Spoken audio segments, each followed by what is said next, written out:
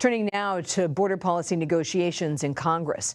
Republican House Speaker Mike Johnson sent this letter to his GOP colleagues Friday, warning legislation coming out of the Democratic-controlled Senate, if reports are to be believed, would be, quote, dead on arrival when it gets to the House. Senate lawmakers have spent weeks negotiating key policy changes at the border. The proposal would also include billions in aid for Ukraine and Israel. CBS News congressional correspondent Scott MacFarlane joins us now. So, Scott, what is the main sticking point here? This feels so much, Catherine, like a salesman trying to close a deal with a very fickle customer. Oh, no. The sticking point remains parole, this administrative ability to let people into the country unilaterally without going through traditional systems. And another sticking point, as it always is, Catherine, is money. Somebody's going to have to pay a lot of money to change some of the policies they're proposing here, to make more restrictive asylum programs, to expand deportation and detention, and potentially to shut off migrant crossings when there's a border spike. All of these things may not sound expensive, but everything can be expensive. And Congress has been completely inept this year in figuring out how to spend money, which is why there have been 3 near government shutdowns. But here's the thing, talking with sources tonight.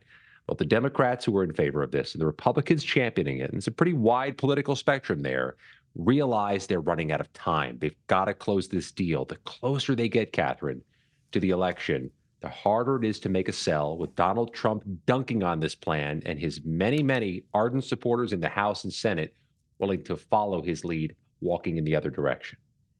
If Speaker Johnson is correct that this deal is, in his words, dead on arrival when it gets to the House, how can these negotiations be salvaged? What's the way forward? There'd have to be some coalition we haven't seen yet, a mixture of Democrats and Republicans in both chambers pushing this thing through. And it's so difficult to push things through, no matter how small your margin, when the Speaker of the House doesn't want to put it on the floor. But there's also that other consequence. They have tethered these things together: border security and Ukraine funding. Tens of billions of dollars the president has said is desperately needed, and needed now. We brought questions about this to Tim Kaine, Senator, the Democrat. Senator, how much danger is Ukraine funding in right now? I think we're going to get there, Scott, because the votes are there on the floor in both houses.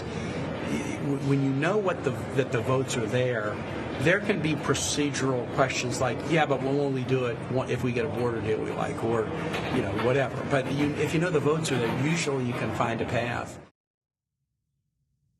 Catherine, let me underscore, though, the coalition that is formed in favor of Ukraine and immigration deals. Mitch McConnell, Lindsey Graham, the ardent Trump supporter, and the White House. There's a lot of room in between those two sides, a lot of people in between those two sides. So there is potential, but boy, that clock is ticking loud. Yeah, sure is. So given immigration is one of the top election issues, how are politics creating, it appears to me, a very narrow path forward?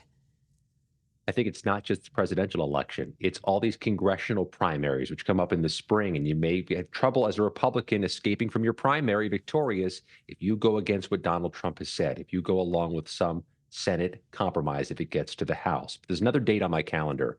In mid-February is a special election for that congressional seat held by George Santos. Oh, Immigration's already being debated on that level in that campaign. If somebody springs a big victory one way or the other, that could change things as well.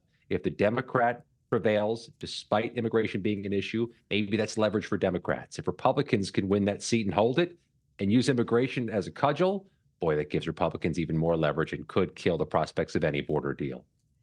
Scott MacFarlane, thank you for your reporting.